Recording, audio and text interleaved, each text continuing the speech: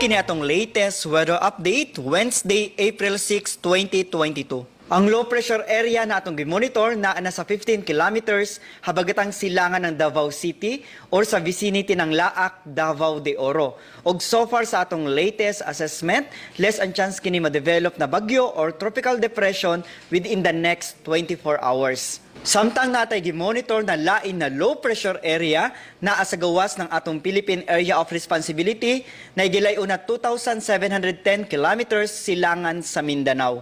Wala pa kining direktang epekto sa any part sa atong nasod ug padayon tang mag-monitor sa latest development kining low pressure area ug posible kining makasulod sa atong Philippine Area of Responsibility. Ang weather conditions sa tibuok Visayas, Palawan kasama ang Kalayaan Islands makasinati na madag-umo na kalangitan ug naay katag ngadto na sa lapad na mga pag-uwan ug kini mga pagpanugdog og kilat mugna kini sa low pressure area.